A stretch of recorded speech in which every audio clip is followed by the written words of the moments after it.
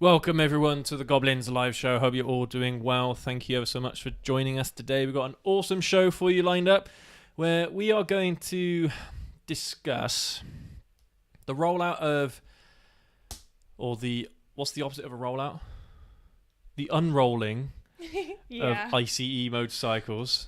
Withdrawing. Withdrawing of ICE motorcycles.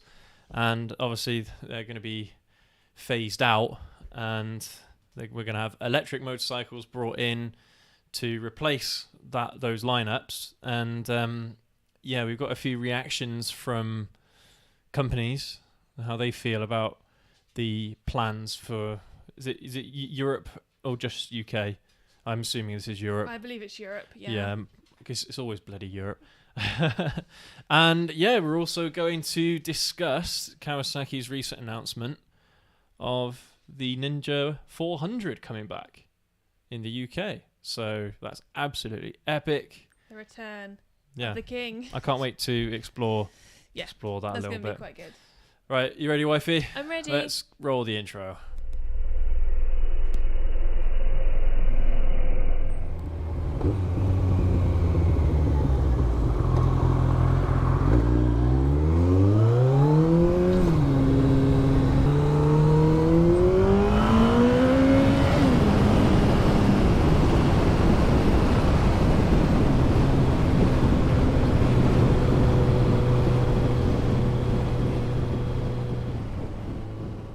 How you doing, wifey? Yeah, You I'm doing alright. okay? Yeah, you?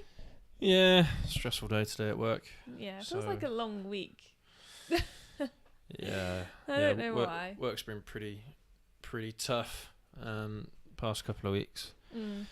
But we're going away this weekend, so be a nice little getaway. Yeah. We're off from our day jobs tomorrow and Monday, so looking forward to having some time off. Yeah, excited. I'm just absolutely knackered. And it's always the way, isn't it, where you are the day before you're about to go on leave, and then something happens and you end up working late to try and sort it out. Or if the day's been go smoothly, something's about to happen 10 minutes before you log off. Yeah. So you're sitting tense all day waiting for it.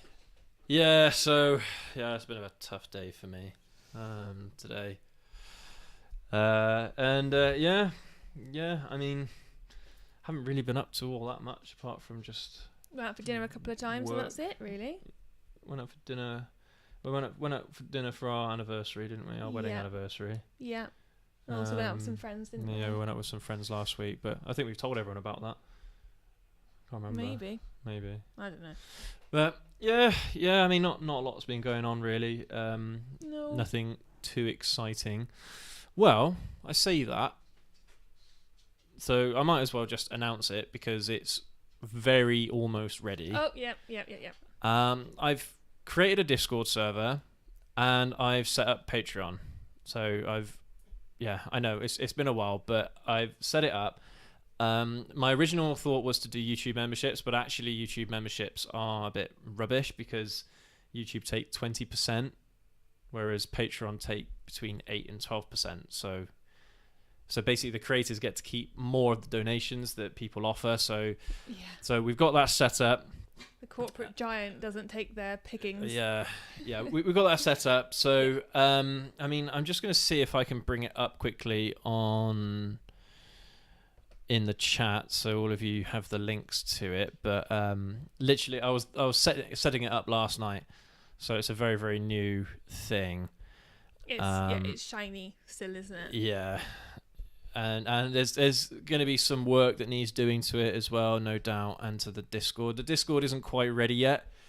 I still need to work on permissions and things. So I'll tell you what, we'll leave it for this week just because it's very fresh. And we'll actually officially announce it next week. We'll roll it out next week. Yeah. I think. But we've got Patreon set up, and we've got Discord set up as well for you guys as well. So looking forward to start getting that going, because I know a few of you have been asking about that. So yeah, thank you so much for your suggestions, as always, guys. Really, really appreciate that. So that's absolutely wicked. What else is there to announce? Is there anything else? I can't remember. I don't think so. There's been so much going on the past couple of weeks, I can't remember. I think that was everything. Yeah, maybe that was it. I don't know. I'm worried now. I'm forgetting something. So yeah, anyway, Patreon is very, very soon on its way. We'll probably announce it next week on the live show, I think, officially. Yeah. And yeah, we'll have it all ready to go in the chat and everything for you, so you guys can check it out if you want to. And also as well, I want to kind of give you guys, so basically one of the perks of the Discord of the Patreon is that you'll have access to the Discord server across all the memberships. You'll have access to it, all the membership tiers. But I want to give you guys the opportunity to just get straight onto the Discord server. So if you're watching the show next week, I'm going to put it into the live chat, and I'll give you, I don't know, how many hours do you think? 3-4 hours? I'll give the viewers 3-4 hours to sign on to it, and then after that the link will expire. But yeah, in that time you'll be able to get onto Discord server for nothing. So yeah, just so we can build up that community. Especially, I mean, we have so many people who join every week, like Lone Wolf. Yeah. 125. I literally sit and name you all. If you're not here, we realise that you're not here. Yeah, that's it. So we want to give that kind of little little nugget back. Yeah, that's right. I mean, yeah, once I've given you guys all the links and everything to it next week, then you'll be able to get a better picture of what all the perks will be in and all that. We're going to do some exclusive stuff. We're going to do some live Q&As as well for members. We're going to have people's names coming up on the videos as well, so you guys get a big shout out there. Those are the kinds of things that we've got planned. And a few things we're not going to share just yet. There'll be a few surprises I've got in my... Oh, okay. Well, I mean, things like merch, when we come around to actually start doing merch, we'll give discounts to members as well. So yeah, these are all ideas that we've got in our heads. So yeah, that was looking forward to rolling that out. Yeah. Also, so right, well, let's talk about the video on Monday, which was the chain maintenance video. Mm-hmm. So yeah, very, very touchy subject. I don't think I conveyed that very well in the video itself, because I was literally just showing everyone just how I've cleaned my motorcycle chains, and it's always worked for me without any damage to the chains or what have you. So but yeah, very, very touchy subject. And I think it was after the fact, after I'd filmed it, is when I realized that there were loads of people that had lots and lots of opinions on how to clean chains and all that stuff. And things like pressure washers apparently are a no-no to some people. Using WD-40 apparently is a no-no to some people. But I mean, honestly, it's worked absolutely fine. Have you got a specific chain WD-40 though? No, to clean it. Oh, to clean it. WD-40 to clean it. So right, WD-40 is a brand. Oh yeah. And they have lots of products, but just WD-40 is the original. It's just a polish. It's like I think it's based off kerosene, I think is the main ingredient. And funnily enough, kerosene, you can also use kerosene to clean a motorcycle chain. But so I mean, it's just one of those things. I don't think soap will do as good a job as WD-40. I don't know if alcohol will do as good a job. But basically, what people are worried about is this so-called manufacturer lubrication of the chain. And so inside the links, there's like seals, and all, if not most, modern motorcycle chains have these sealed chains, and inside these seals there's lubricant that's from the factory. And a lot of people are worried that if you clean a chain too harsh or use harsh chemicals and you degrade the seals, basically that you lose over time some of that lubrication from the factory.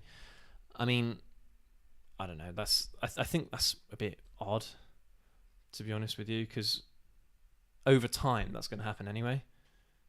Probably even like the first time you clean a chain, you're going to lose a lot of that lubrication anyway, almost regardless of how you clean it.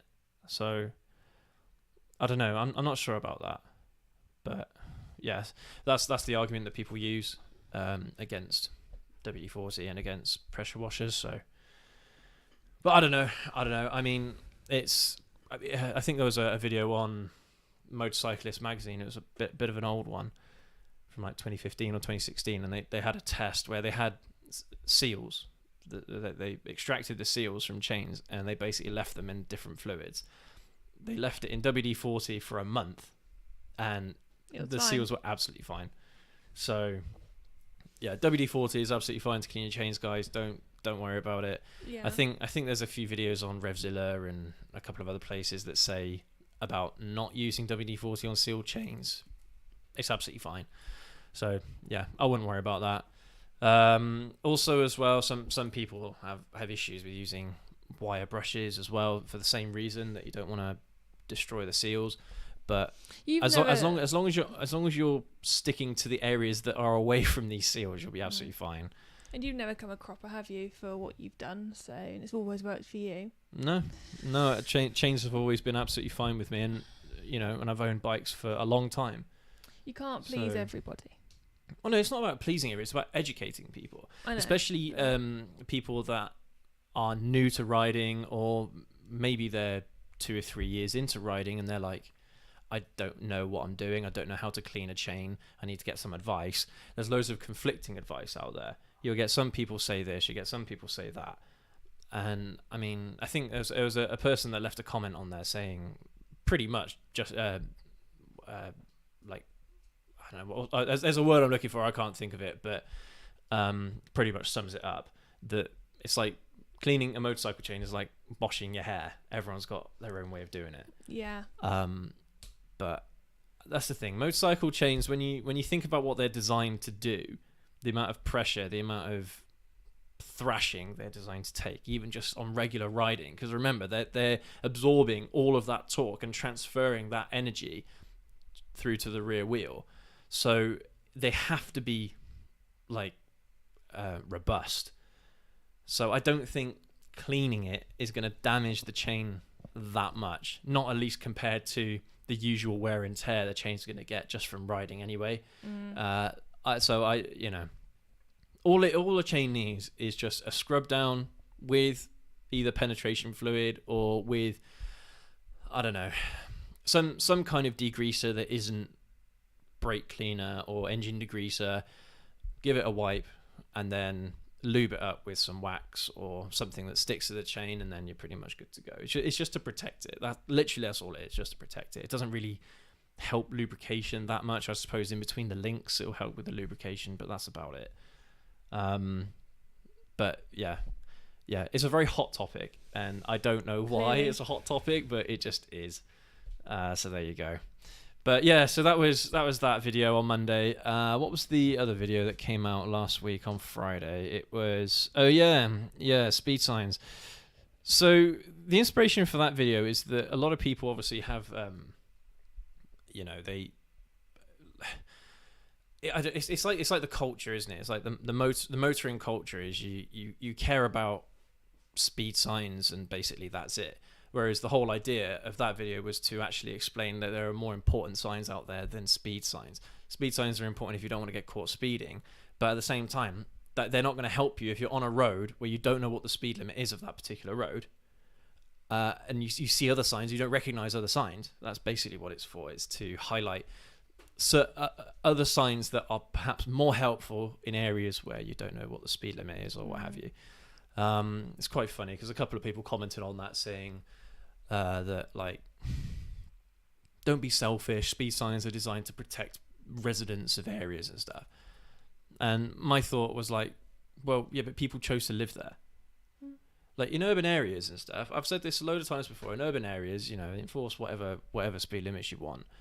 But in certain areas like country roads, motorways, where people are going to be going faster, as long as the homeowners are aware of that fact before they buy the house.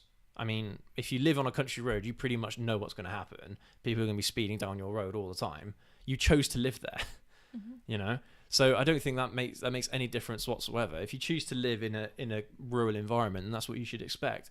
But a lot of people that live in these areas seem to feel quite entitled about, enforcing speed limits in their area. You know, they'll complain to the councils and stuff that people are speeding down this road too much, and it's like, that's what that road is for. You are going to go faster on that road. It's like there's some country roads. I mean, Lone Wolf mentioned this a couple of weeks ago. There are country roads around his area that are 40 miles an hour and under, and you can easily get double that in these areas. And it's all because the locals don't like people speeding around. And it's like, well, okay, so it's okay for you then to get in your nice sports car or your nice motorcycle, go and thrash it around some country roads that aren't in your area, and then start complaining about people doing the same thing in your area. Literally, that's what it's like. And you know, arguing with some people, you're not going to convince some people of whatever, but I mean, it's just killing motorists. It's just killing the enthusiasm. It's killing the culture. You know, people are enthusiastic about their fast cars. People are enthusiastic about their fast bikes. And it's like, well, you can't use them on the street. We might as well all just be driving Fiat 500s. You know, just scrap motorcycles, scrap any nice cars. We'll just all drive smart cars and Fiat 500s. I bet all these speed people will be really, really happy about that when they can't buy their Aston Martins or they can't buy their Jags, you know. But that's the effect, isn't it? So what? It's like people want to buy nice cars or nice motorcycles, but they don't actually want to use them. They want to use them anywhere near their potential, not even 50% or 40% of their potential. They don't want to use it. Like, I'm sure that is complete bollocks. I have absolutely no doubt that everyone that's like a militant speed person is going to be like, if you start taking their cars away, their motorcycles away, their nice cars, their nice bikes, you start taking those away, they're going to be furious. But that's what they're basically enforcing. They're encouraging this this kind of future, this dystopian future where none of us will get to be able to drive or ride ourselves. It'll all be automated stuff. And I know none of us want that, but that's the future it's going towards. Anyway, I'm going off on one, but yeah, it's just very, very funny how people have an opinion about something like speed, but they don't actually know or they don't understand the consequences of that argument. You know, they'll say something silly like, don't be selfish. It's like, it's not being selfish to want to enjoy your car. It's not, you know, to want to enjoy your motorcycle. That's not being selfish. That's like, why does anyone buy one of these machines to begin with? It's to enjoy them. It's not being selfish. But I don't know. But yeah, so yeah, I got a little bit of flack from that video, as I expected, because it's a very controversial topic. And I mean, look, I'm coming at it from the angle of like, us riders, we're not going to be sticking to speed limits all the time. So here are some of the things that you need to look out for when you are pushing your bike a little bit. Look for these signs, because they're going to really help you and things like that. You know, there's no point denying the fact that riders do this. It's also, the thing is, if you see a speed sign, 50, you know it's 50. 30, you know it's 30. You see some of these other things, you go, what the hell does that mean? So speed signs are really bloody obvious what they're for. But like chevrons and stuff are maybe less obvious as to what they do. But arguably that's why they're more important. That's the point though, isn't it? That people are so like, no, speed signs are really important, but they're so blatantly obvious what they do that you need to be more aware of these other signs that you don't see so often. You know the end motorway sign? I remember saying to my dad, why is there a picture of a pylon with a line through it? Because where my dad was a chartered engineer, I looked for what's a pylon. And I didn't know that. And because it's not a sign that I would see in my day to day, but it's probably quite an important one to know the motorway's ending, you know? So these obvious signs, yeah, okay, they might be important, but more importantly are the ones that you don't see all the time, you don't know what they are, and they potentially could be the difference between you crashing and you not. That's what it comes down to. Yeah, I mean, I don't know. So, signs are important, but for me, advisory signs are more useful if you understand what they are and you're looking out for them. They're more useful than speed signs. I absolutely don't know every sign on the road that I should know. You don't. Most people don't, even though apparently we're supposed to. And I really don't. I'll be the first to admit that. But that's the thing, though. You need to just learn and focus on a few signs, especially on the roads that you are using on a frequent basis. Yeah. But yeah, I'd say so. Anyway, let's move on to other news. In other news. We'd make great anchor people. I think people would really I don't know tune about in. that. I don't know about that. We'd be sweary anchor people, I Yeah. think. Yeah, probably. That'd be like after the watershed. All right, so shall we talk about the rollout or the phase out? Withdrawal. Yeah, the withdrawal. Yeah, okay. So I put myself in the eye. So let me grab the information that I am looking for. So MCN have got an article about the rollout or the phasing out of ICE motorcycles, and basically, I mean, this article, as you say, first came out in February. It was initially published in February of this year, but it's been updated today. Yeah. And the crux of it basically says that, let me just grab. So obviously we know that by 2035, no new ICEs are going to be created, correct? Yeah.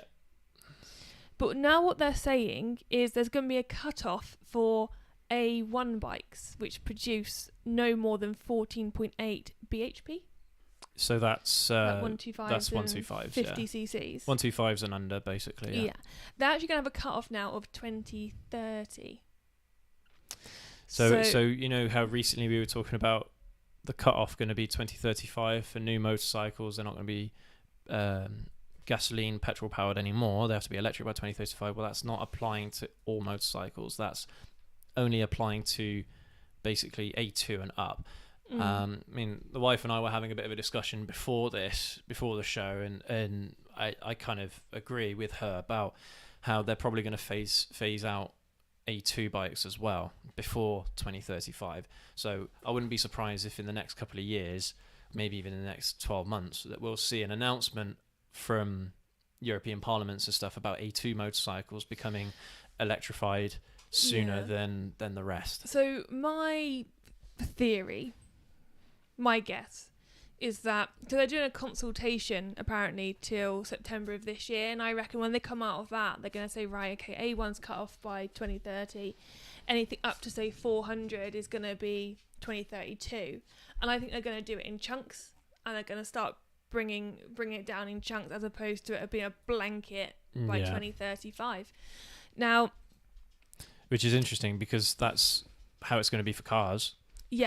Cars is a 2030 deadline. But I guess there's not really classes of car in the same way there's classes of bikes. Well, that's another argument entirely. But yeah, that's another live show. I haven't got time for that. But Triumph are disappointed that at the 2035 date for all L category vehicles, so that's mopeds, motorcycles, three-wheelers and quads. So they're not very pleased about that. They said that there needs to be a better understanding that large capacity motorcycles are a different technical challenge, which may need different solutions and timeframes. So I think what they're pushing for is later than cars. Yeah, so of course they cars are. do. Yeah, without a doubt. But then that's what I'm saying could happen, is that they're going to phase them out in sections because they are going to be slightly different. Whereas... See, okay, well, let's discuss this a little bit, because so I find it interesting that Triumph, of all companies, Triumph are they one of the only companies complaining about this? They're the only one Not openly that has said complaining anything about it so far, yeah. All right, I think that's very, very interesting, because I don't think that any of the manufacturers are going to be happy about it. No. At least not. Well, some more than others are going to be less happy about this. I mean, I understand what they're trying to do, because like electrifying smaller bikes is obviously going to be a lot easier because you need small motors, you need small batteries. It doesn't really matter because they're only low-powered units. But I do understand Triumph's argument here, where more high-powered machines are going to require more R&D, more investment, and arguably the technology isn't there yet for motorcycles. I mean, we've seen this already with Zero motorcycles, where their advertised capacities are one thing, but the actual capacity of the motorcycle, unless you buy add-ons, you're not going to get the full range, you're not going to get the full charge and all that stuff. So arguably, it's not ready yet. No. And they're setting a target in, well, 7.5 years' time, that that some motorcycles and some ranges are going to be forced to be electrified, and we think that it's going to include A1 and A2 motorcycles at least. At least that's the trend anyway that we seem to be finding. Yeah. I mean, we have Triumph on one side of that fence, haven't we? On that, like, very far line. And then you have Kawasaki completely the other end, haven't we? Well, we don't know publicly. So what they've said is, so Kawasaki's welcomed the news, the company saying this date actually coincides with Kawasaki's already widely reported corporate commitment to be carbon neutral. What we've found really interesting is it says new electric products will be introduced to key markets globally across 2022 and 2023, starting with 3 electric vehicles as the initial release. Currently, we plan to launch 10 new electric and hybrid power machines, both motorcycles and scooters, by 2025. That's 10 vehicles to come out in the next 3 years. So, right, we like Kawasaki's, but this means that their lineup is going to die probably the first. It's going to be the first to die, their ICE lineup. I doubt that with the amount of pushing that Kawasaki is doing in this area, I think they're going to have their entire lineup done by 2030. Their entire lineup will be electric by 2030, I think. And it's, if you think, I've literally now got a 7.5 year time frame to get my full license, let's say. Obviously I need to do it before then, otherwise I'm never going to get the benefit of an ICE motorbike, like a big bike. Well, arguably there's no point in getting a full motorcycle license anymore, because it's all going to change. By the time you've actually done your full license, imagine if by 2026 all A2 motorcycles have to be electric by then, or new motorcycles, then the way how you ride them is going to be entirely different. Do you think the test is going to change? And that CBTs and stuff are going to change with all of this? Well, I mean, basically, there'll be no point in having a manual license anymore. We'll all have automatic licenses. Because electrics are basically just automatics, aren't they? Effectively. So, interesting thought. Yeah. So I don't know. I mean, I'm surprised that Kawasaki are so willing and so open, because a lot of their engineers in past years would have been major petrol heads. I mean, they wouldn't have designed the Ninja H2 if they weren't petrol heads. So I'm not sure if this is just their public face, trying to score points against the other companies or something like that. I don't know. I've just read down the article a bit further. Yeah. And now Yamaha have piped up and Honda have piped up as well. About how they feel about it. Yeah. Oh, right. Well, it says that, well, not how they feel, but kind of like what they've said since this has come out. So they've said Yamaha have recently launched the first for new range of electric two-wheelers with the all-new battery-powered NEOs. What's an NEO? Okay, I'm not sure. Moving on. Other developments such as the recently announced tie-up with Toyota, which we knew about, to develop a hydrogen-powered performance engine and run alongside the electric vehicle development program. Which Honda thinks are stupid. Honda don't believe in hydrogen. Yep. So, but it says Honda are also striving for carbon neutrality.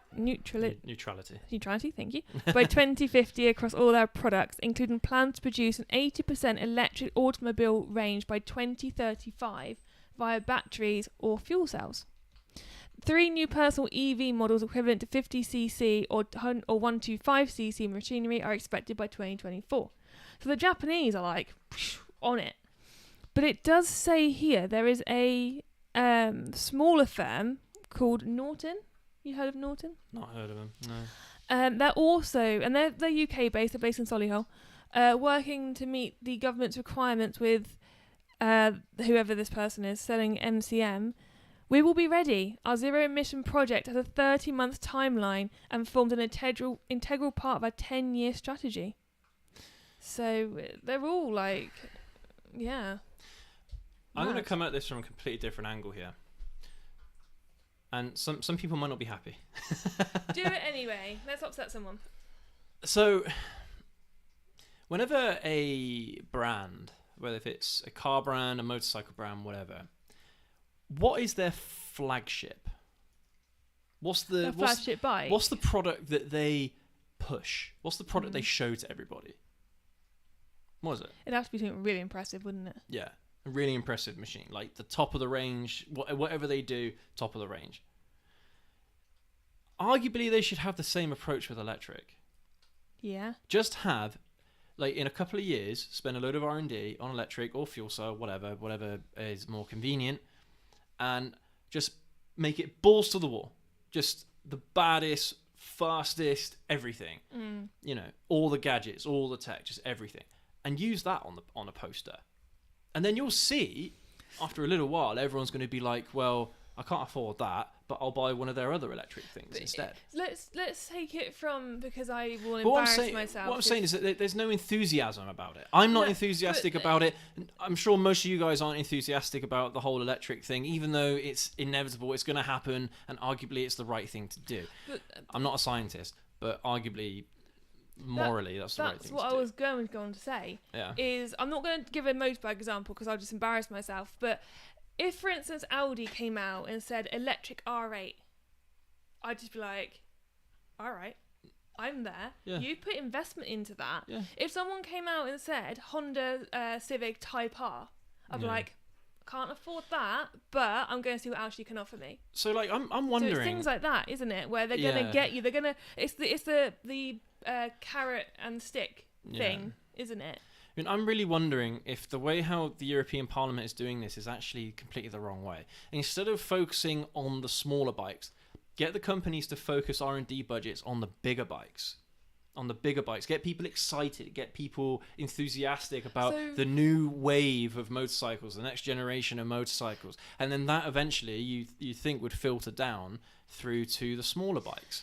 So if Kawasaki came out with the poster and it was the all-new electric ZZR, would you be brought into it? Well, I mean, knowing how much you love that bike. I mean, as long as it had similar performance numbers, similar range, similar, updated gadgets and tech, because everyone wants that. Yeah. Yeah, I would be enthusiastic about it. It's like if they created an electric H2 variant. But it's like I'd be up for that. It's like if Fiat came out and said, here's the electric Fiat 500, I'd go, I'm not impressed. Or if Fiat Ferrari, Panda or if Ferrari came out with an electric supercar, which I think they already have. I think Ferrari have already come out with an electric supercar. But that's it. If I saw a poster side by side and there was a Lambo on one and a Fiat 500 on the other, which am I going to be more impressed by? Yeah. Where am I going to feel the money's being spent and the consumer is in mind? I know this is totally off topic, but Fiat are such a funny company, because even though they own Ferrari and I think they own Lambo as well, they own a load of car brands. They don't advertise themselves as like very enthusiastic about the cars they make. They leave that to Ferrari. They leave that to the other brands that they own. But I'm thinking to myself, imagine if Fiat came out with their own sports car. Don't they have a sports car? No, they have like a racing division called a Bath. That's no. A Bath. I know is about that. It's like Mercedes AMG. AMG is their kind of like racing division. But imagine if I don't want this to happen. But imagine if Fiat came out with their own sports car. I bet they you have that would the increase 124 sales. Spider. Yeah, it's not. That's no, that's not it. That's not it. I'm sorry, that's not it. But it's classed as a sports car. Yeah. But it's not a supercar. You said sports car. Alfa Romeos are more sporty than Fiat's, and arguably they have a worse reputation than Fiat does. Is Alfa Romeo owned by Fiat? I think they are as well. Okay, if I put in supercar, the 124 Spider comes up. Yeah, nah. It's not the same. It's not the same, is it? Just get like a Ferrari like designer The thing is, to design Fiat like an actual nice car. We were out the other day, weren't we? And we were driving along somewhere and we went past a Lambo and we both went like this. Yeah. Wouldn't do that to the Spider. It's funny. It was a nice car. But like, it's the same nice. attitude with like this whole electric thing. I mean, I'm not enthusiastic about it, but I want to be, because this is the future. We have no choice. We can't avoid it. This is going to happen. Yeah, we cannot avoid this. If you want to keep riding or driving, electric is in your path. I mean, well. I mean, so there's kind of, the issue is twofold here. So you've got the people that are the purists that aren't enthusiastic about this. They're going to be keeping hold of their old ICEs, and they're going to be riding them till they die, which is going to push up the cost of used models, because that'll be the only place where we'll be able to buy original ICE motorcycles. So the used market will shoot up in value, and this will start happening in the next few years, I think. And that's how people are going to have to ride those kinds of bikes, and then yeah, you've got the other camp. So I was this is a slight deviation, but it kind of ties into the whole consumer thinking of the supplier thing of the consumer argument. I was talking to my dad, and he was saying, we're talking about electrics. I can't remember how we got into the conversation. No, we were talking about zeros, and then we got onto electric cars. And he was saying that for some reason, manufacturers think that we want cars that look like spaceships and not cars that look like cars. Yeah. And that's why it's so not appealing at the moment, because they just look horrific. I don't know. Awful. I don't know. I want to disagree there. Hondas. Some electrics. Okay, right. The Honda electric looks awful. Oh, it's disgusting. The BMW i8, I think it is. I haven't seen it. I'm not sure if that's. I think that might be a hybrid. Hybrid. I think. But that's a nice looking car.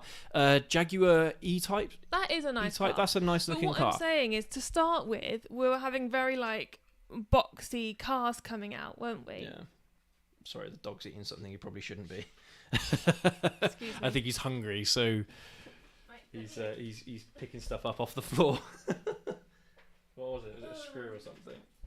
It's a nutritious stone. Oh, a stone. Yeah, you like stones, don't you? Yeah. So I mean, yeah, but they're not being designed with the consumer in mind. The consumer who's driving an ICE engine, they're not thinking, oh, that's our best-selling style. Let's model our electric on that. I think you're absolutely right that electric hasn't been marketed very well at all. I think, and in almost even like Teslas don't look that great. They've got this almost like bravado. They all look like sedans, you know. They don't like supercars. And the big ones. They don't like poster cars, did they? Do you know what the big ones remind me of? When the Mini tried to do the Countryman, and it just looked weird. Wow. But that's a whole other conversation. I don't know why anyone buys Minis, but there you go. That's another car that people like to buy that I'm like, come on. We could literally deviate off this subject so far, so we should kind of pull it back in, I think. Anyway, yeah. So, yeah, I mean, I'm a little bit disappointed in Kawasaki. I was hoping that they would be a bit more. I was hoping they'd hold the torch for as long as they possibly could for ICEs, and clearly they've fallen into the ICE train, I suppose. Honestly, if I had a choice, I wouldn't buy an ICE. But the thing is, you wouldn't buy an ICE. So, excuse me, I wouldn't buy electric. Excuse me. Thought I'd double check. No, I'm glad you clarified that. Because people get completely the wrong end of the stick there. Yeah. No, if I had a choice, I would only ever buy ICE. But that's the thing. The choice is being taken away from us. So it's like, do we just accept this reality or do we fight it? I don't know. What are we fighting though? We don't have a say. Let's be honest. It's tough. But that's the thing. I think if one of these manufacturers, I don't care who it is, if it's Suzuki, BMW, if it's Triumph, if they invested a load of budget, R&D, in a top class electric motorcycle that would be like their poster boy, honestly, I think that'd be so cool. But it would inspire enthusiasm about it, which there isn't any. I don't know any biker at the moment that is enthusiastic about buying an electric motorcycle, because they're like glorified scooters, in my opinion. At least from not having ridden one or anything like that, but just from first impressions, from what they look like, how they ride, and what have you, from other people's perspectives. Because they're just twist and go. There's no clutch, there's no gearing involved or anything. I mean, that might be an interesting concept as well, if they somehow were able to include a clutch, include some gearing in there, just to make the experience a bit more pure. What if it was like a placebo gear? So it didn't really do anything, but you felt like it. No, it would have to be something motion. mechanical that would actually have to do something. It's gonna be like because you've ridden for such a long time, I think when you go to an electric bike that doesn't have like a clutch and stuff, I think it's going to be like someone when they stop smoking. They're going to have like withdrawals, and you're going to keep trying to pull something that isn't there. It's going to be a big shock to the system, but it's a reality that's coming around the corner very, very quickly. Where literally in the next 5 to 10 years, there's going to be hardly any ICEs on the road. Yeah. They're all going to be, you're going to see electric everywhere.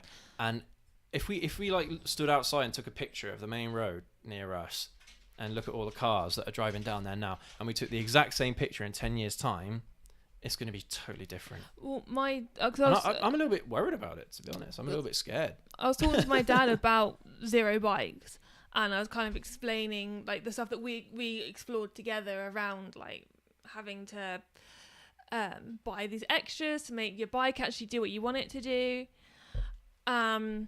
And my dad said that he might not, if this is the way that they all go, he probably will stop riding. And my dad, bless him, he's not the springiest of chickens anymore. But he's been riding for 4 years? 4 years? 40, 45 years. And for him to be like, that will do it for my dad. If it comes out and it's all the way that Zero's set up and he doesn't like it, he'll just be like, I'm out. And that's someone who has ridden, like you say, for 40, 45 years, has done the blood bikes, has done all sorts of these amazing cool like bike tours and stuff. For him to go, not worth it. Yeah. And that's like a hardcore. It's funny because I'm seeing a few of you in the chat have that same notion, like, well, it's not going to matter to me in 10 years because I won't be riding then. Yeah. But it affects me. I'm going to be riding until I'm like 60 or 80 or however long I can. And are you trying to tell me that for 50% of my riding career it's going to have to be on electric? Sod off. That's not going to happen in 10 years. We have to rename the channel to Goblin Tries to Ride. Oh, dear me. Yeah. But yeah. That's the thing. I mean, when we started this channel, I never envisaged it to have anything involving electric motorcycles whatsoever because they're not the same. It's not the same thing. I suppose like an accurate comparison would be riding in a helicopter or riding in a drone. I suppose they'd be very similar things, So even if you could pilot the drone and what have you, I don't think it's going to be the same experience unless it was in a helicopter. So, and what's going on with the military then? What's going on with public services? They're not transitioning to electric anytime soon, are they? Can you imagine? Halfway across the battlefield and the battery dies. Where are all the electric jets coming out? Where are the electric tanks? Where are the electric mechanized vehicles? Where are the electric this, electric that? All we've got is drones. Imagine the size. Drones aren't electric either, are they? I think they're petrol powered. Yeah. Imagine the size of a battery you'd need in a tank. And how long that would take to charge. And how practical that would be. It would have to be and how heavy it would be. Yeah, it would have to be some kind of turbine engine. I don't know. But Elon Musk has said about having electric jets and things, but I don't know how effective that would be. But yeah. I mean, who knows? I mean, so they want us lot to bear the burden of this, but then actually public sector spending doesn't go into this. It goes into other things, But yeah, I mean, interesting, and it's kind of, I don't know, made it a bit more. What's the word? It puts it more into view. The whole electric thing. It's going to start off with A1s. And then it's going to go to A2s, and it's probably going to go even further than that. But it's going to happen sooner than we think. It's not going to be a 2035 cut-off. It's going to be progressive. To start with, it's one of those things where you hear about it and you go, oh, it's ages away. It doesn't matter. There's no, scheme in place. And especially if they have taken away that government-funded thing, which has driven me up the wall. Anyway, you think, okay, it's in 13 years. That's fine. 13 years. I've got 13 years left to ride the way I want to ride. Amazing. And then all of a sudden it's actually no, if you're on an A1 bike, or, you're thinking of being on an A1 bike, you now have this time to get on it and do your test. If, I know anyway. it's a real tough one, guys.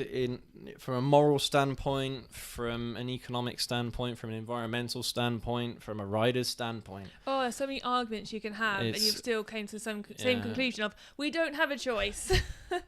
but I mean, but if we try and think about it from the perspective, if we did have a choice, you know, and we tried to come at this from all sorts of different angles, I still wouldn't know what to do. No. Even if we did have a choice, I wouldn't know what to do. Because I know on the one hand, this is what I want to be riding, but on the other hand, this is what all the scientists say I need to ride to save the pandas. You know? Things like that. I don't know, to save the planet. I'm not a scientist, so I don't know, but it's... Keep it save the pandas. But yeah, you know, you want to try and be environmentally friendly wherever you can. You want to recycle wherever you can. So, I don't know. It's a real tough one. It's real tough. My head says one thing, my heart says another. I recycle so you can ride ICEs. Yeah, absolutely. All right, Anyway. we'll move on to the chat in just a moment, but we've got one other piece that we want to talk about today. The other day, we were washing the car, so naturally I was on Instagram and he was washing the car. And I happened to come across the fact that Kawasaki are bringing back the 400. The Ninja and Z400, yeah. Which, if you didn't know, Kawasaki since, I don't know, 2017, 2018 haven't been selling the Ninja 400 in Europe, or the Z400 in Europe, and instead their A2 bike has been a Ninja 650 or a Z650, which has been detuned. That's the only A2 motorcycle they had kind of on their roster. So I thought this was really, really good news, really positive news, because the Ninja 400, if you look at the reviews from 2018, 2017, all are very, very positive, and it's up there as one of the top A2 motorcycles. Do you want to bring up the Kawasaki website and I'll talk through this article so everyone can see it? So it is, so both bikes, by both I mean the 400 and the Z400, they're both liquid cooled. They've got parallel twin producing 44 bhp, and I hope I get this right, 28 foot-pounds of torque. Yep. So basically the exact same specs as it did before. But it's now Euro 5 compliant. Yep. Okay. It has styling inspired by the Ninja ZX-10R, but it's got a more relaxed, novice-friendly riding position. Yep. It's got the ZH2 tubular steel trellis frame, assist and slipper clutch, and powerful 286mm front disc brake. Yep. The Z400, meanwhile, is based on the same engine and chassis but with the naked Z family Sagomi styling, but in a more manageable upright style. They're both going to be available from mid-August, but not available just yet. The guide price for these we can see on the website. For the 400, if you want it in black, it's 6099. If you bring the black colour up, it's not my favourite, if I'm honest. I'm not sure how to do that. If you scroll down into, there we go. That one. Yeah. And if you want it in the green, it's 6299. The specs, it's got an updated dashboard, you said? No, I think it's the same dashboard as before. Yeah, I don't think that's been updated. But yeah, it looks like it's got. There is actually a performance edition as well, which you can have, which is an extra £650 on top. Will that come with a it's Krapovic got exhaust or something? I'm really glad you said that, because I read that and thought, what does that say? A Krapovic. A Krapovic exhaust. Seat cowl, smoke screen, tank pad. Okay, so no Brembo brakes. That's interesting. Okay. So that's only an A2 bike, so you wouldn't expect that. That's on the 650. The extra £650 on top. Yeah. Twin LED headlamps, relaxed sporty riding position, powerful rider-friendly parallel twin, low seat height, high-grade cockpit, largest brake disc in class. Nice amount of torque as well. Clutch. Nice amount of torque. That's a nice amount for an A2. But yeah, I thought it was really good news. But it's really funny, isn't it? Because you've got Kawasaki in one breath saying we don't like ICEs, we want electric, and then in the next breath they're re-releasing motorcycles like this. And I'm thinking to myself, was it really worth the R&D budget, redesigning the engine or whatever they had to do to try and make it Euro 5 compliant, just to release it in Europe? I don't know if that would have been worth it personally. But it's they might have been better off releasing an electric A2 variant. Yeah. Who knows? But yeah, that's quite funny, isn't it? But it's good news for those who are looking to upgrade their bike or step up on their bike, and that's an option. Yeah, A2 riders, I kind of feel sorry for you, because you want to get on the big stuff and you can't. you have to stick to, again, restricted limits and what have you. But the Ninja 400, the CBR 500R, they're kind of like up there at the top of what you can buy for A2. I don't even think Yamaha have anything in A2. Oh no, they got an MT-03. MT-03. They got an MT-03 there, but yeah, it's not quite the same thing. So yeah, but yeah, it's nice because it has an extra bike that you could potentially look at on A2. If you were A2 and you're about to get your new bike, and you could have a Yamaha, Kawasaki, or you said the Honda CBR, which would you say, yes, that's the one that I'm going to have next? That's tough because off the top of your head. If money was no object, yeah. If money was no object, I'd have the CBR 500R, okay. just because it produces the most torque out of all of them. Interesting. Even though it's still within that power limit, the 45 horsepower, 44 horsepower, whatever it is for A2, it has more torque. And I think it might have a higher top speed as well, but that's what I would go for personally. But that's the thing, if price was an issue, the Ninja 400 is cheaper. Yeah. And you're getting really close levels of performance of the CBR 500R in a cheaper package. I think it's literally like those two bikes are the most powerful A2 bikes you can buy. The other options you've got is BMW, is it G3? I can't remember. And you've got KTM's 390. That's a good bike as well. I think the 390 is a little Duke. I think that's a nice bike. So it's got a single cylinder, that really thumps. Again, it's got a nice amount of torque. Doesn't have a very high top speed, but it has really nice features. And again, I would actually in the running between the Ninja 400 Z400 and the CBR 500R, I'd also have the KTM 390 in there as well, because I think that's going to be an amazing bike to ride for a little single cylinder producing a load of torque. It's really fun. So yeah, I'd look at one of those as well. But yeah, it's nice to see that there are more options coming up for A2 riders, because I mean, when you've got past that A2, the sky's the limit, man. There's so much out there you can buy, and that's the biggest problem with A2 is it's restricting what you can get, basically. So yeah, I'm happy with that. I thought it was quite good news personally, nice positive news. But yeah, so let's have a look at the chat. Anyway, let's see what you guys have been up to. Yeah, we've kind of been ignoring you a little bit, guys. Sorry about that. Mark, good to see you. Lone Wolf, good to see you. Gary, good to see you. Dubstock Gaming, good to see you. You guys are awesome. Let's have a look. Gary has asked if we're on BCF. What is BCF? I don't know. Let us know what it is and we can let you know if we are. Because I have no idea what BCF is. Hang on, because we got a little notification here saying no data. Oh no, it's just come back now. So well, I've got. You might have skipped a bit. No, I don't know what BCF means. Sorry, mate. If you clarify in the chat what that is, then maybe we can answer you a little bit easier. 125 guy has other obligations this evening, so yeah. Mention something about an interview. Sweet. Yeah. Well, hope that all goes well for you, mate. Good. Hope that all goes well for you.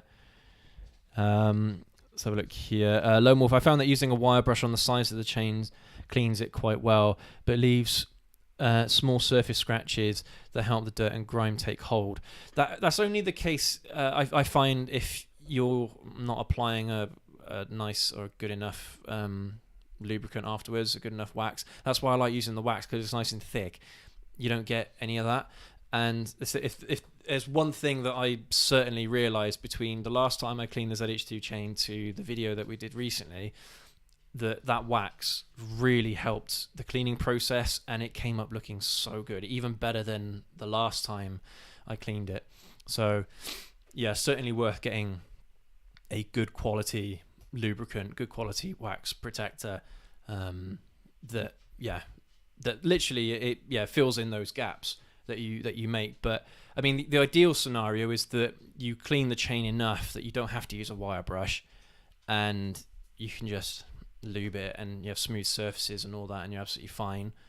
But yeah, it's only in those extreme cases like I experienced where it just rusted up, and cleaning it was an absolute nightmare. The wire brush was the only choice I had, but luckily I didn't have to use the wire brush I mean, I only used it on the video as a demonstration, but I didn't need to use it for that video if I didn't need to. So yeah, quite pleased about that. But yeah, still came up looking very, very well. Lowmorph UK, you mentioned a few times about Kawasaki chains rusting. Have you tried a DID chain for your bike? No, I've never ever looked at aftermarket chains ever. I mean, I haven't needed to. That's the thing, and it's not Kawasaki chains in general. This is the first on the ZH2. It's the first time I've actually experienced this poor quality. What? Not poor quality, but poor. Different.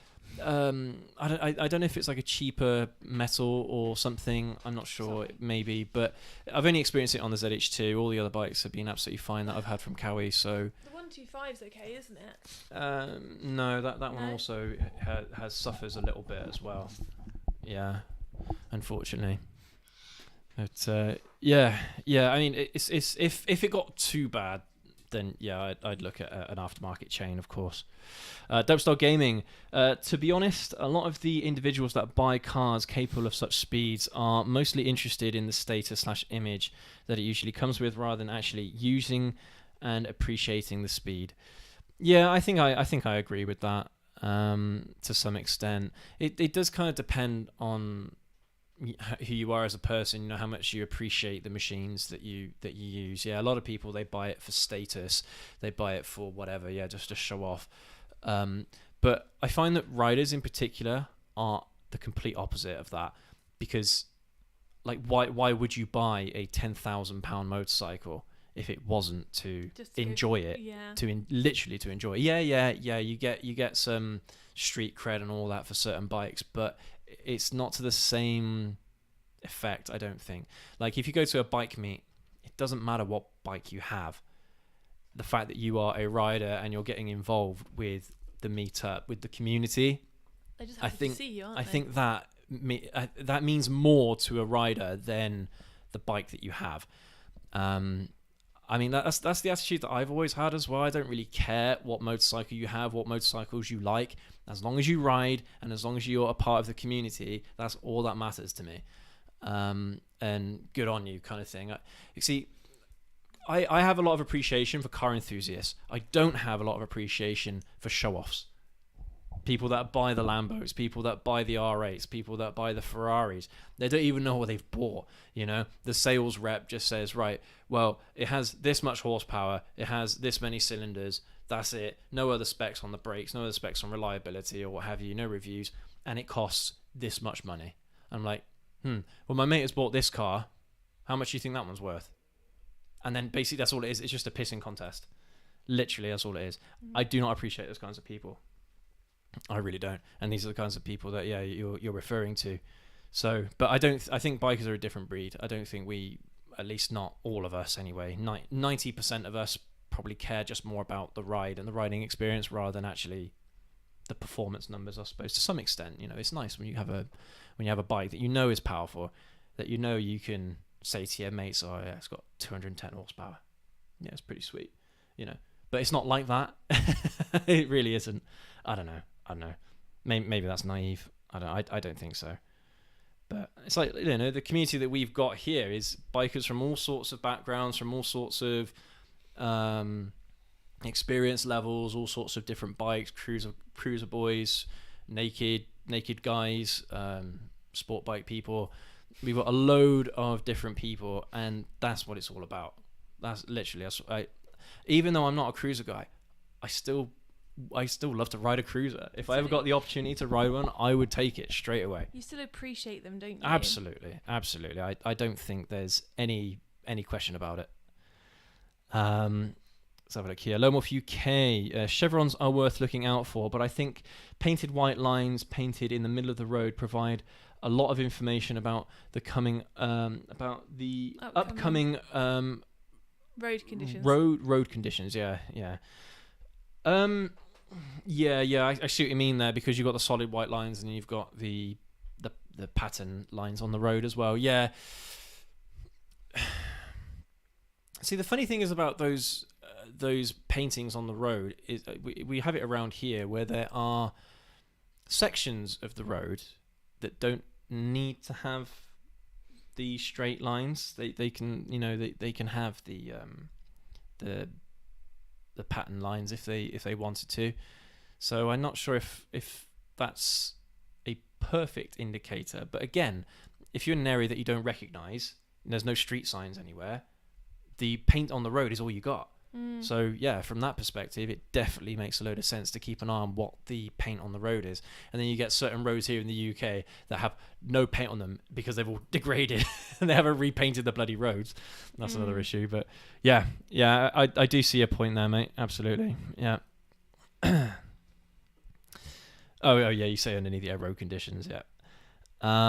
Dope Style Gaming, no more 125s. My God, they're really killing off binders. Bikers. Binders. They're really killing off bikers. Yeah, I think that's a really good point. Actually, that's one thing we didn't mention earlier, is the impact on younger riders. Younger riders look at the R1s, they look at the GSX R1000s, they look at the Hayabusas, and they're like, wow, those are amazing bikes. That's what I want to be riding one day. And then the only options you're given are electric. That's a real kick in the teeth, isn't it? When you're like, that's the kind of bike I want to ride, and I can't even ride one like it. Because that's the thing, isn't it? If you have a Gixxer 125, it's just a baby version of a Gixxer 1000. That's the closest thing you're going to get. If you're only on A1, you can't buy anything bigger than that. That's all you can buy.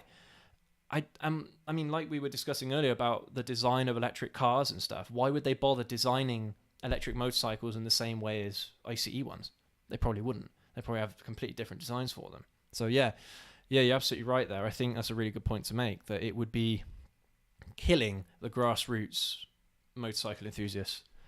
And I mean, we already have as a community a struggle to try and encourage people to get involved in the hobby because of all the stigma and all the, you know, all the bad images that normal people have around bikers, which are totally not true. At least in a lot of instances, in 90% of instances, it's totally not true. But people believe it. People believe the stereotypes. People believe all that kind of stuff. I mean, that's why we did the video about the whole biker image thing, you know, trying to dispel some of this stereotypical thing that people think about bikers. You know, bikers have a death wish, bikers are not safe, bikers are this, bikers are that, bikers beat their wives. It's like, no, that is totally not true, but that's the things that people think, even though they have no idea what they're bloody talking about. They've probably never seen a biker in their lives, but because their mate of their mate of their mate said something about a biker, all of a sudden that's the image they've got in their head. Or they've watched Sons of Anarchy and think that's what everyone's like. Exactly. So we already have enough of a job trying to help people, trying to get people involved in the hobby and in the sport. And yeah, things like this are going to make it even harder, without a doubt. Nitrous Ninja, good to see you, mate. New face, how you doing? Dear Goblins, I have a 2013 ZX14R in perfect condition, but I may purchase a 2022 14 as a spare for the future. That's a tough one, because honestly, like even if you bought a 2012 model today, if it had less than 20,000 miles on it, you're still going to be pretty good. They're pretty reliable machines, at least if they've been serviced well. I remember it was on the Hero RR channel. You might have heard of it. They have a lot of content around Honda motorcycles, but he's a bit of a enthusiast and he's a bit of a mechanic. And basically, he bought a written off ZX14, and it wasn't running. There was loads of problems with it, and I think it was like it was either stolen or it was something else, but it was totally wrecked. And this guy bought it. And even though it didn't run, even though it had loads of problems, it had issues with oil, it had issues with compression, it had issues with a load of other things and fuel as well. Within, I think, 4 or 5 weeks or so, waiting for parts to arrive and the new fairing and all that, getting it all done up nice and good, it ran like a dream. And he was, after the build, he was saying, oh, I don't know if I want to keep this because this is too much. This is like, this is encouraging me too much to do 186 miles an hour everywhere because it's so easy on a ZX14. But so he was thinking about selling it, and there was all the people in the comments saying, no, don't sell the ZX14, don't sell the ZX14. And I was the same, and I think he still has it to this day. But even a wrecked ZX14 can still run reliably and well. So it just goes to show how good those motorcycles are. And but I mean, at the same time, if you're looking in 20, 30 years time, if you buy a 2022 model right now, then you're going to be laughing because you'll be able to ride that well into the future. But that's the thing. I don't think that a 2013 model is going to be too different in that regard either, depending on how you ride and all that stuff. But yeah, that's a tough one, mate. That's a tough one. If you were looking at a 2013 or a 2022 as your first one, then I'd obviously go for the 2022. But if you already have the 2013, I don't know. That's a real tough one. But yeah, I don't think you can go wrong if you did decide to do it anyway. Lone Wolf UK, good job 125 guy isn't here because he'd be crying at that news. Yeah, absolutely.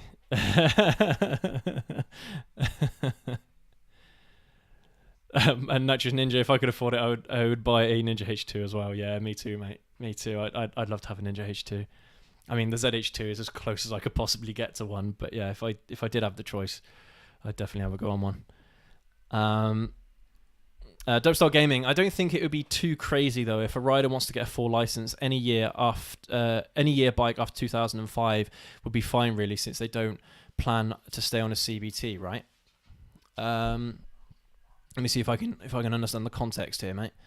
That's when we were talking about I think bikes going for the electric, like the A1 bike, so they can start on electric and then go to an ICE after. I think that's what. I think you're right. I mean, let's think about it though. I mean, a motorcycle in 2005 now is nearly 15 years old. If you go back to 2005 and think 15 years before then, it was 1985. How many 1985 motorcycles do you see riding in 2005? And then kind of make that same assumption now. That's the biggest problem, is that even though the used market will skyrocket and there'll be more interest in ICE motorcycles probably as the rollout happens, there's going to be a point in time where these bikes are going to be too old and they're not going to run reliably, because ICEs, they're designed to have friction, they're designed to rub against metal components, they're designed to wear out over time. Well, they're not designed to, but they do anyway. So I don't think unfortunately for some people they'll get a choice. I think you mean 1990. 2005 take away 15. Excuse me, yeah, 1990. Still, I mean, same argument. I mean, how many 1990 motorcycles do you think you'd have seen in 2005? You probably wouldn't. Oh, yeah. I mean, even to this day, you don't see too many bikes from 2005 on the roads. No. From the mid-2000s, you don't really see them. No, I notice. I'm looking now. Yeah, I mean, because they wear out, they break. So people don't bother riding them. They just end up being paperweights almost. But yeah, I mean that's going to be the sad part for me. Let's have a look here. Lone Wolf UK, only electric vehicle I would be interested in if they increase the range considerably is the Jetson 1. Well, I'm going to have a bit of a Google now because I don't even know what that is. Jetson 1. I'm always curious with the yeah.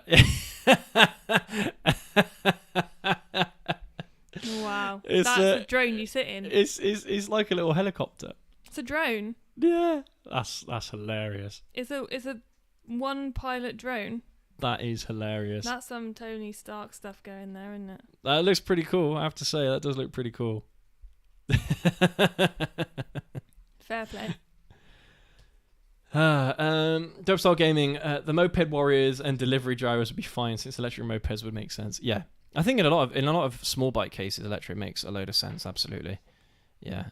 And if you never intend on getting your full motorcycle license, then yeah, electric is perfect. Lone Wolf UK, if your theory is correct about automatic licenses comes to fruition, I want a refund on my license cost. Yeah, yeah, tell me about it. Yeah, that's true. Lone Wolf UK, starting to think Goblin is secretly thinking about going electric. Shh, you didn't hear that from me. No, I'm not thinking about going electric. I want to stay off electric for as long as possible, ideally, because I don't know. I don't believe in electric motorcycles. I don't, from a passion standpoint, I don't believe in them. But that's the thing, we might not get a choice. So I'm having to come to terms with the fact that one day we will all be riding electric motorcycles anyway, and that's the kind of conflict I've got in my head, is that no, I don't want to, but I might have to, because it'll be the only thing I'll be able to ride. Yeah. The other thing as well, there's nothing stopping governments from, like imagine 2050, they want their net zero, to say, right, okay, well, you've been buying and selling and riding and driving ICEs now for another 20 years. We're going to ban them all entirely now, because hardly anyone is driving them anymore. Hardly anyone's riding ICEs anymore. So we'll just ban it completely. So you won't be able to ride an ICE motorcycle on the street. It'll be illegal. That could happen as well. I mean, there's no reason why they couldn't do that. I'm sure some people will be ecstatic about that, wouldn't they? Like usual. Dopestar Gaming. Basically, electrics aren't cool enough to the petrol heads. I do agree with that. Yeah, they're not, are they? They're really not. But I think if they did increase a bit of cool factor, then I think it would spark a little bit more enthusiasm around it, especially bring a few of us over to the idea, which most of us aren't, clearly. Let's have a look here. Mark, brother, time we're forced to make this change to electric bikes, I'll be in an old folks' home, according to the kids. Yeah. Yeah, affects me.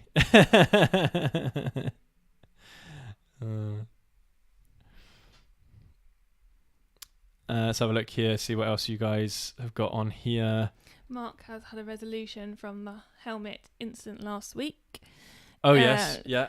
McColl's reply saying the sales system was in the wrong and we'll be dealing with her. Good. That's positive.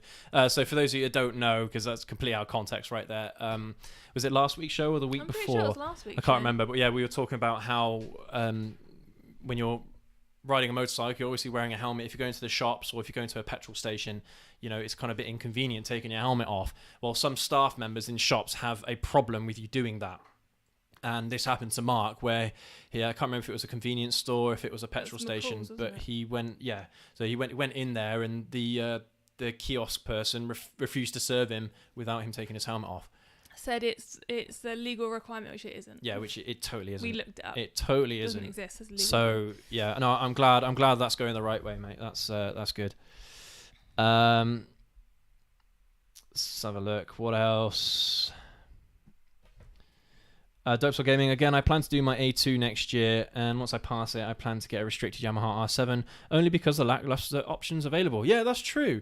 The only option you've got in it is an NCO3, and that's quite sad because if Yamaha did have like an R4, I think that'd be really cool. I mean, an R3 is nice, but yeah, if they push the boundaries a little bit, kind of bring it up to the Ninja 400, the CBR 500R level, I think that'd be really cool. But yeah, restricted R7, that's gonna be a very, very good choice. Absolutely, yeah. And Lone Wolf UK CBR 500R, good choice. My mate Gibby is actually going to get one of those because of your recommendation on the A2 class of bike. Yay, that's good. Good to hear. Yeah, I think you can't go wrong with that, to be honest. Again, it's one of the best AT bikes you can get on the market if price is no object. So yeah, absolutely. I'm glad to hear it. You're like smiling. Are you seeing a comment that I haven't got to yet? Yeah, and I've read it and it's made me laugh. Okay. Sorry. It was Dopestar Gaming BCF is Biker Chat forums. Yes, that's okay. That's something to look at, isn't it? Absolutely, yeah. That 125 guy. Yeah, just seen your message in there, mate, about the interview. No, don't worry about it, mate. That's more important. You read the rest of it though. You got the job. Congratulations. Nice. That's awesome. Fair play. Good job.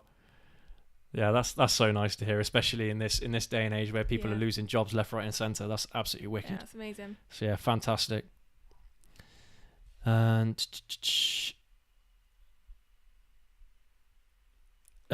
is it Lone Wolf UK? Naked guy, his wife, he's smiling as he said that. Yeah, you started talking. You're like, you knew what I meant. No, but I started because you said naked guys, and then I took a beat and I realised what you said, and I started smiling.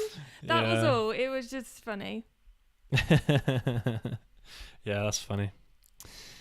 Right, Martin, good to see you, mate. How you doing? Yeah, so Martin says, so how could they be justifying banning ICE motorcycles? It would mean surely they only be fair to ban old ICE cars, whereas at the moment they let them use them on the roads for free. Now that wouldn't be nice for our ZZRs. Absolutely not. Absolutely not. Totally agree with that. So, yeah.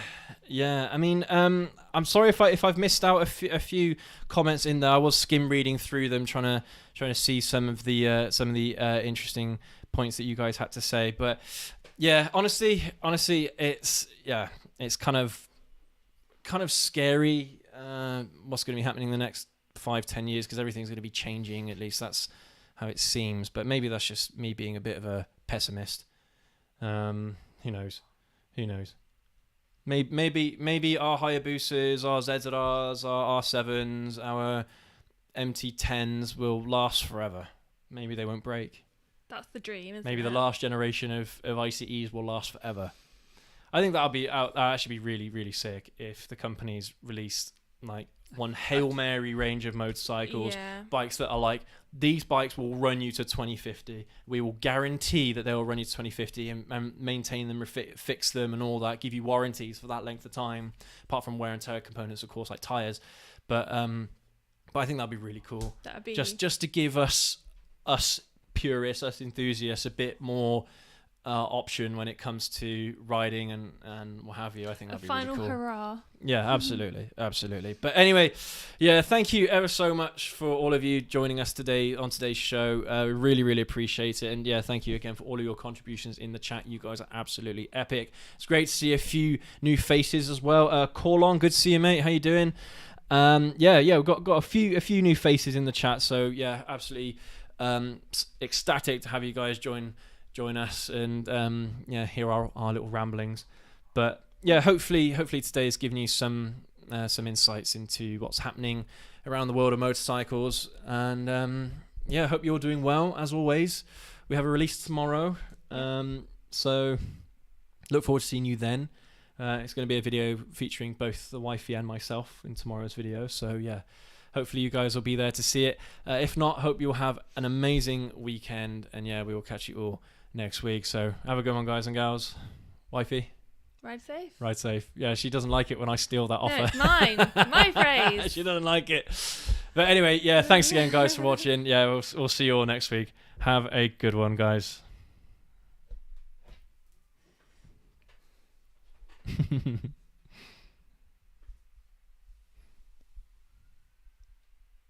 Naked guys. Just start seeing the full Monty just on motorcycles. Oh no, the thoughts that come into my head off that. Yeah, that's funny. All right, wifey, show us some dinner.